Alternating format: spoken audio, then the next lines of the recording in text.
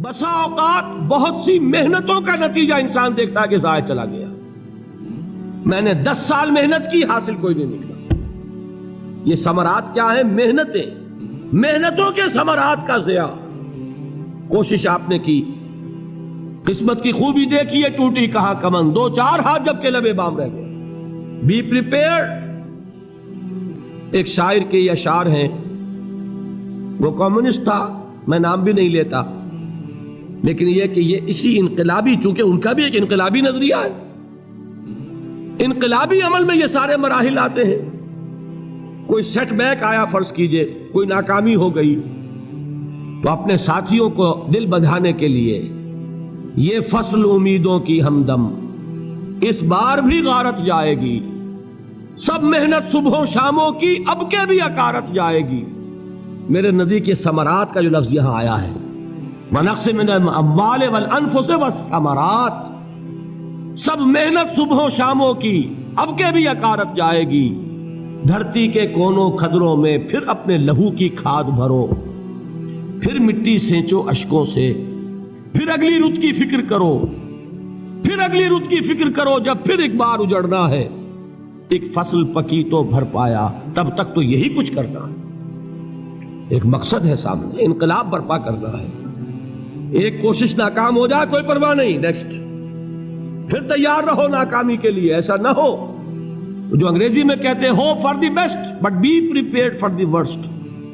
ایسا نہ ہو کہ دوسری مرتبہ ناکام ہو کے بددل ہو جاؤ، تمہاری ہمتیں جواب دے جائیں. نہیں، پہلے سے تیار رہو کہ دوسری مرتبہ بھی ناکامی آئے تو آئے، لیکن جب تک کہ کامیابی حاصل نہیں ہوتی ہمیں یہ کام کیے چلے جائیں. دیکھیے سیرت میں آیا کہ نہیں یہ واقعہ. بدر میں مسلمانوں کو فتح ہوئی تو احد میں زک پہنچی کہ نہیں؟ 70 صحابہ شہید ہوئے کہ نہیں؟ اگر ان کی ہمتیں جواب دے جاتی تو گاڑی کیسے چلتی آگے؟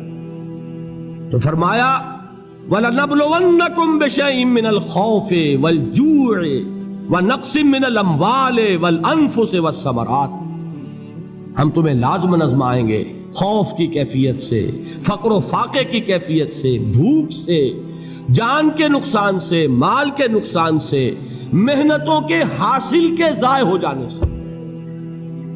وَبَشِّرِ الصَّابِرِينَ، اور اے نبی بشارت دیجئے صبر کرنے والوں کو.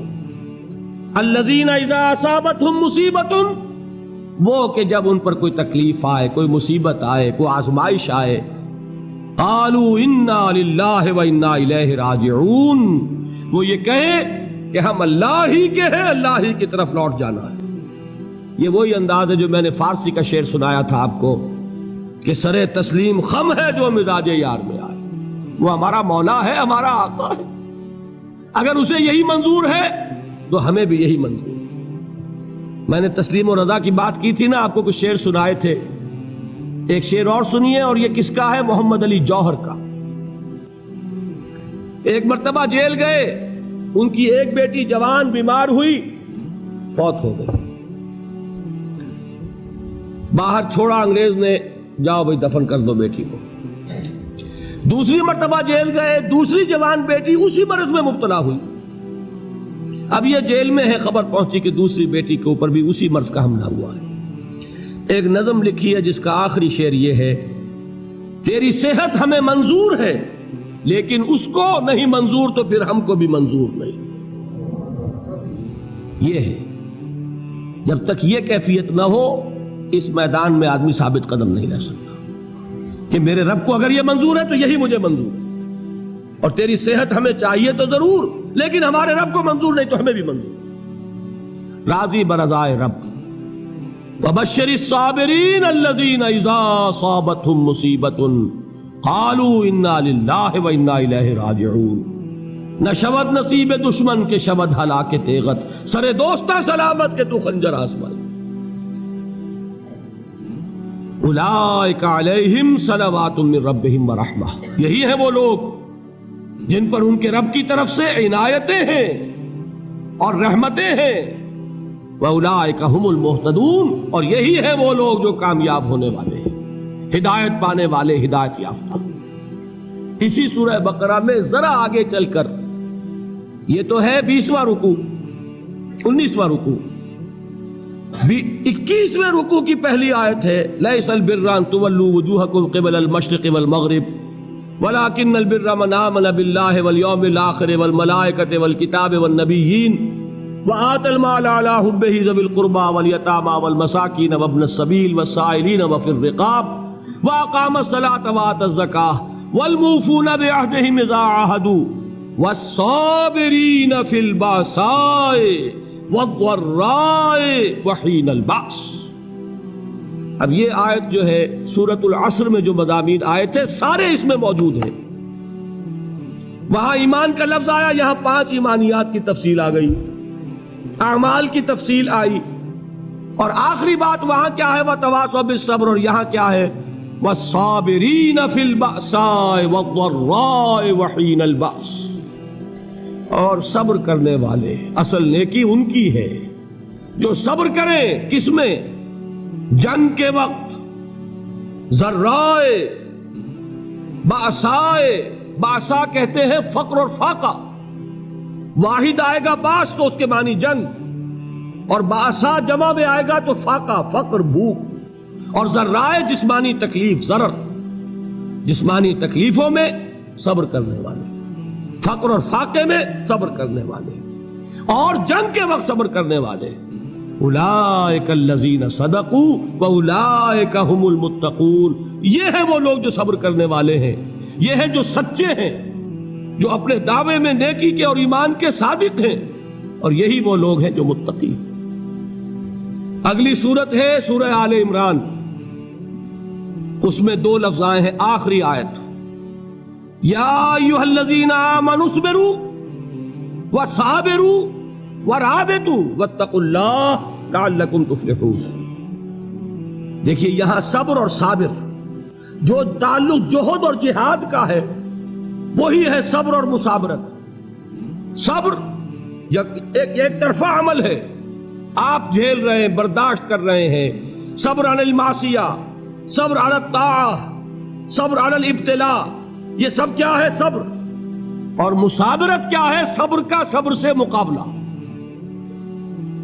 یہ سورہ آل عمران اب وقت نہیں ہے، میں آپ کو سناتا اللہ تعالیٰ نے کیسے کیسے مسلمانوں سے کہا، مسلمانوں تمہیں زک پہنچی ہے تو انہیں بھی تو پہنچی تھی. ان کے 70 نہیں مارے گئے تھے بدر میں؟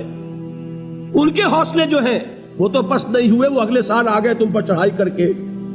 تم کیوں اتنا برا مان رہے ہو؟ تمہارے دل اتنے زخمی کیوں ہو گئے؟ تمہیں تکلیف پہنچتی ہے تو انہیں بھی پہنچتی ہے. اپنی غیرت جو ہے ہمیں ذرا اس کا جائزہ لینا چاہیے. لوگ باطل نظریات کے لیے کتنی قربانیاں دے رہے ہیں، لوگ باطل چیزوں کے فروغ کے لیے کتنی محنتیں کر رہے ہیں. جیسا کہ میں نے ابھی کہا تھا، اسی غیرت کو چیلنج کرنے کے لیے، ذرا آپ کی حمیت دینی کو جوش دلانے کے لیے، قادیانی نوجوان کتنی تعداد میں اپنے آپ کو دین کے لیے وقف کرتا ہے، اور آپ کتنے نوجوان ہیں جو اپنے آپ کو دین کے لیے وقف کرتے ہیں، اور ہوں وہ کھاتے پیتے گھرانوں کے لوگ. یہ نہیں ہے کہ اگر کوئی اور کام نہیں کر سکتا تو پھر یہ ہے کہ وہ دین کے کام میں لگ جائے. باصلاحیت لوگ، کھاتے پیتے لوگ، ذہنی استعداد رکھنے والے لوگ، اونچے گھرانوں کے لوگ، وہ وقف کریں اپنے آپ کو دین کے لیے. اس کے بغیر کیسے باہر آ جائے گی، کیسے رونق آ جائے گی؟ تو دنیا میں باطل نظریات والے جو ہیں، یہ بات کہی گئی ہے، مسلمانوں تم اگر توحید کے لیے لڑ رہے ہو، دیکھتے نہیں ابو جہل کو، اس نے گردن کٹوائی ہے شرک کے لیے، شرک کے لیے گردن کٹوائے، اور تم توحید کے لیے گردن کٹوانے کو تیار نہ ہو. اس نے گردن کٹوائی کہ نہیں کٹوائی؟ اور کس طرح کٹوائی ہے؟ کیونکہ بڑا متکبر قسم کا، فرعون قسم کا شخص تھا. جب گردن کاٹنے لگے تو کہتا ہے ذرا نیچے سے کاٹنا، تاکہ جب تم نیزے کے اوپر چڑھاؤ میرے سر کو تو اونچا نظر آئے، معلوم ہو سردار کا سر. وہ بدبخت مرتے ہوئے بھی جو اس کی کیفیت تھی نا، اس کو ذہن میں رکھیے. تو یہ اس لوگوں نے قربانیاں دی، جانیں دی. تو فرمایا اگر تم ان سے زیادہ قربانی نہیں دو گے، جو نوٹ کر لیجئے اس کو، مجرد اگر حق کو غالب کرنا اللہ کے ذمے ہو تو آنے واحد میں غالب کر دے گا، تمہیں تکلیف ہی دینے کی ضرورت نہیں. سمجھ رہے؟ کیا اللہ کے مقابلے میں کوئی باطل کی طاقت ٹھہر سکتی ہے؟ یہ تمہارے ایمان کا امتحان ہے، یہ تمہارے خلوص کی آزمائش ہے، یہ تمہارے امتحان کا ثبوت درکار ہے کہ اللہ تعالیٰ دیکھنا چاہتا ہے تم اس کے لیے اپنی جانیں قربان کرنے کو تیار ہو کہ نہیں، تم اس کے لیے تن من دھن لگانے کو تیار ہو کہ نہیں۔ اور یہ جان لو کہ اگر کفار اور مشرکین اور ملحدین اور باطل نظریات والے وہ جو کچھ قربانیاں اپنے باطل نظریات کے لیے دے رہے ہیں ان سے زیادہ اگر تم نہیں دو گے تو حق غالب نہیں ہوگا۔ انہوں نے جو صبر کیا ہے اپنے باطل نظریات پر، اگر تم اس سے زیادہ صبر کا ثبوت نہیں دو گے اپنے اس حق پر تو حق غالب نہیں ہوگا۔ اس لیے فرمایا یا ایھا الذین آمنوا اصبروا وصابروا، نہ صرف یہ کہ صبر کرو بلکہ صبر میں اپنے دشمنوں سے آگے نکلو، ان کے صبر سے بڑھ کر صبر کرو۔ ورابطوا، مرابطہ کہتے ہیں چوکس رہنا، ہوشیار، پہرا دو، ایسا نہ ہو کہ دشمن جو ہے غفلت میں تمہارے اوپر کوئی حملہ جو ہے کر بیٹھے۔ واتقوا اللہ، اور اللہ کا تقوی اختیار کرو، لعلکم تفلحون، تاکہ تم فلاح پاؤ۔